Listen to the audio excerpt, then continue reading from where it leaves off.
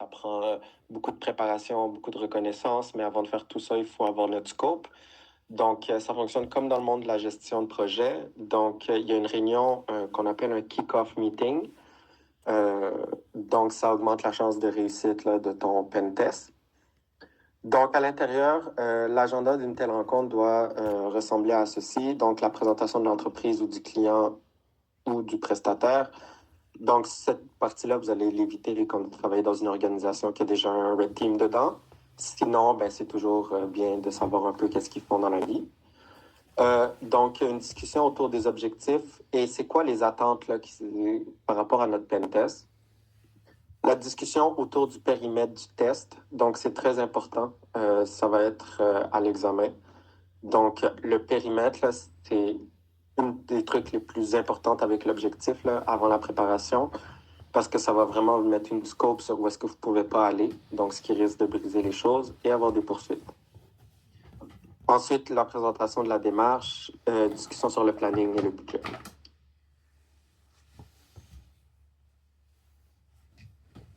Les points discutés lors de cette rencontre là, sont tous mis dans un cahier de charge ou le SOW, le Statement of Work. Puis ça sera toujours à votre disposition. Est-ce que vous avez des questions par rapport à ça?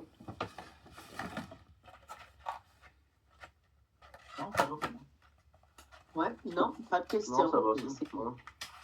Parfait. Selon les exercices, selon les exigences du client, le pentester effectue sa mission sur son PC ou celui que le client va vous fournir en personne ou à distance.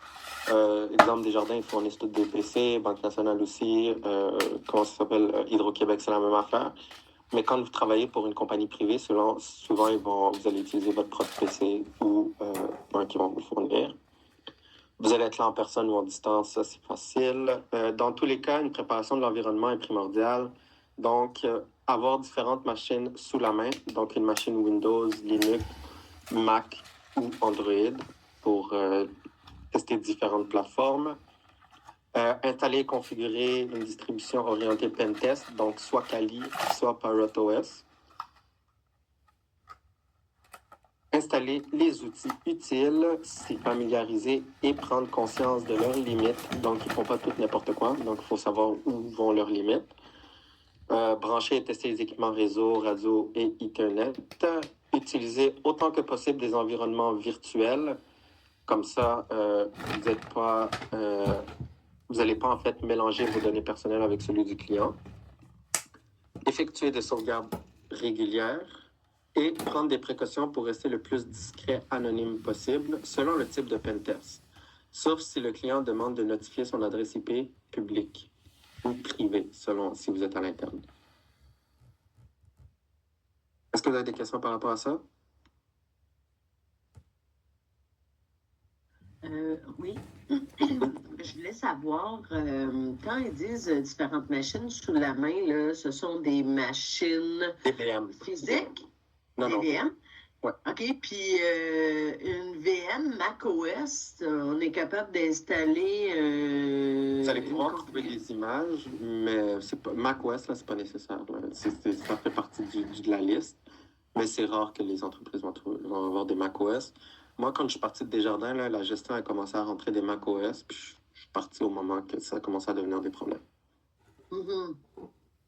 OK. Parce que toute l'infrastructure est sur Windows. Toutes les infrastructures de update, tout ça sont gérées sur Windows.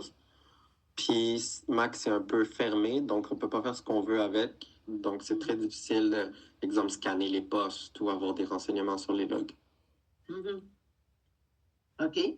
Puis, juste pour finir là-dessus, est-ce qu'il y en a des spécialistes Mac ou c'est pas vraiment intéressant? Oui. En fait, il n'y a que des spécialistes Mac. OK. Vous êtes soit spécialiste Mac, soit spécialiste Windows, Linux, Android. OK. Vous êtes les trois, Windows, Linux, Android, qui fonctionnent toutes sur Linux, ou Windows qui est très facile à utiliser. macOS, c'est parce que macOS, c'est basé sur Linux, ça c'est vrai, mais l'environnement est trop fermé, il y a trop de conditions, fait qu'il faut le connaître quasiment par cœur là, pour être capable de bien le faire, le pentest. Ah, OK, parfait. Puis, la plateforme ou le Parrot OS, moi, j'ai jamais vu cette plateforme-là, mais ça ressemble à quoi, Linux ou... Ah, allez lire là-dessus. OK. On s'en reparle demain. OK, parfait. Ça va être un sujet pour demain. OK. Merci. Mais allez quand même faire vos recherches dessus. Hein. Je vous le dis d'avance. Faites juste une petite recherche, la comparaison de Kali et ParrotOS. OK, parfait. Donc, suite au pentest, donc une fois que c'est complété, à l'issue d'un pentest, le prestataire doit préparer les livrables exigés par le client. Donc, le plus souvent, il s'agit d'un rapport détaillé, d'une combinaison de support, de présentation et c'est oral. Ça sera toujours oral et vous allez comprendre pourquoi je vous fais des orales. Ceux qui ont eu mon dernier cours, c'est des oraux que j'ai donnés. Puis à ce cours-ci, c'est encore des oraux. Vous allez juste avoir des oraux à faire en cybersécurité. Vous n'allez pas taponner sur un ordi devant quelqu'un. Vous allez que des orales à faire, donc des slides, rarement des vidéos, mais souvent ça va être des slides. Les livrables contiennent des informations sensibles pour le client, donc vous détenez genre sa vie personnelle quasiment. Donc la vie personnelle de son infrastructure, vous connaissez tout. Ils doivent être gérés avec une très grande précaution quant à leur accès, leur stockage, l'échange et la destruction une fois que c'est fini. Par exemple, certains clients interdisent le stockage sur des services SaaS comme Office 365. Donc, soit physique, soit sur une clé USB, soit dans leur cloud à eux. Divers outils peuvent être utilisés sur Linux. Il y a ça. Je vais vous montrer d'autres techniques plus tard.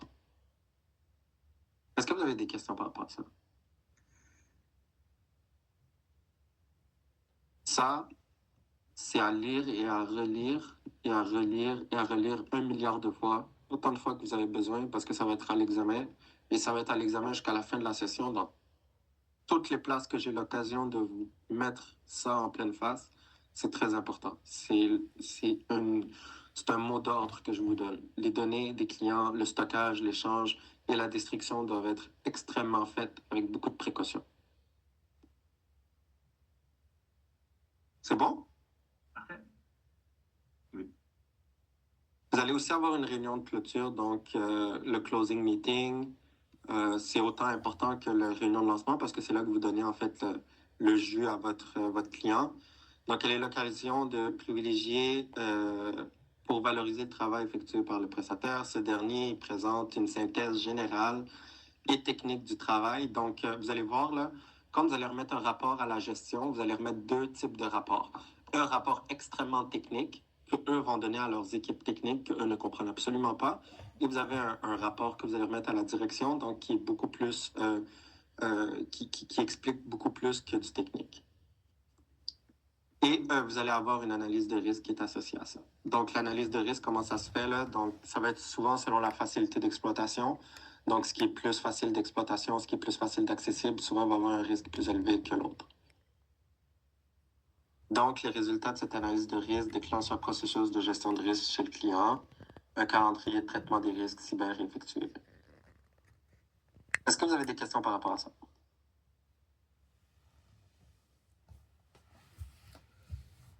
Non, pas pour moi. Bon, comprenez assez bien? J'ai une question. Oui. Je ne sais pas si vous pourrez revenir sur les deux types de rapports là, s'il vous plaît. Quel type de rapport? Je veux dire rapport technique et... Ok, parfait.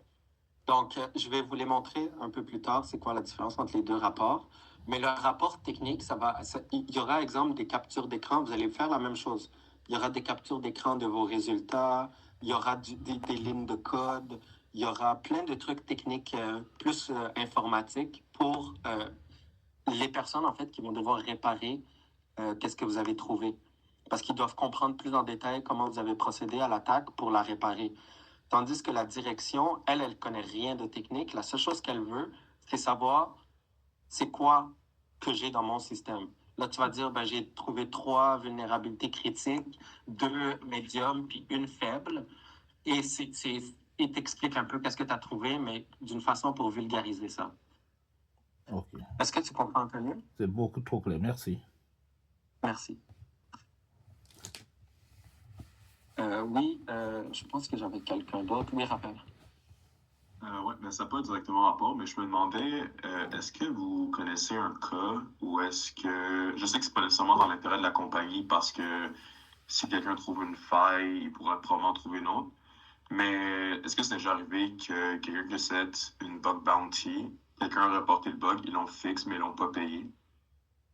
Ben oui, oui, c'est possible, mais souvent dans un bug bounty, tu as une réputation à tenir, fait que ils vont payer. Mais tu sais, plusieurs fois, moi, j'ai trouvé des vulnérabilités, puis ils ont juste dit merci, puis ça finit là. Ok, wow. Ok. Tu sais, c'est correct d'un certain sens. Tu sais, souvent, tu sais, moi, j'en ai trouvé une sur des plateformes éducatives. Mais tu sais, ils sont pas là pour faire de l'argent, là. Ils sont là juste pour, tu sais, donner un service. Ouais, mais est-ce qu'ils donnent, genre, je sais pas moi, une lettre de certificat ou quelque chose comme Non, ça? pas nécessairement. Non, pas nécessairement. Ils font juste dire merci, puis il y en a qui répondent juste pas. Ah, ok, wow. Ouais, il faut pas le prendre personnel.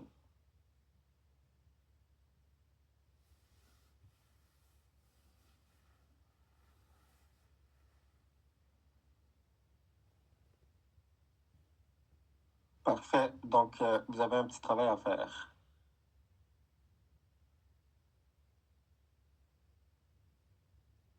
Je vous envoie dans vos groupes encore une fois. Puis, je vous trouve très bon parce que vous travaillez tous. Donc, continuez comme ça. Ça va super bien aller. Je suis super content.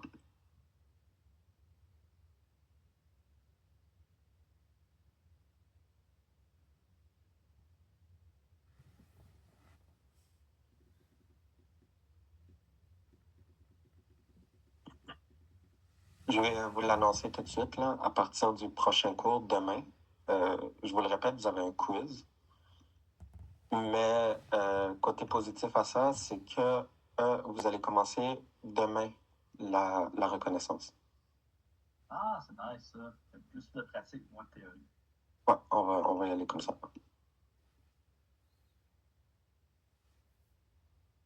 Ça devrait pas être très long encore.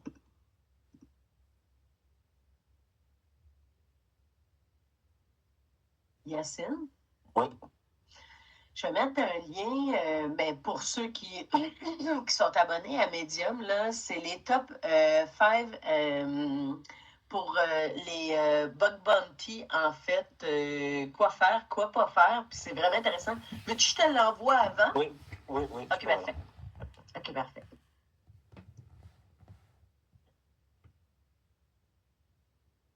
Ciao, bye tout le monde. Le travail, en fait, il est sur la dernière page du PowerPoint.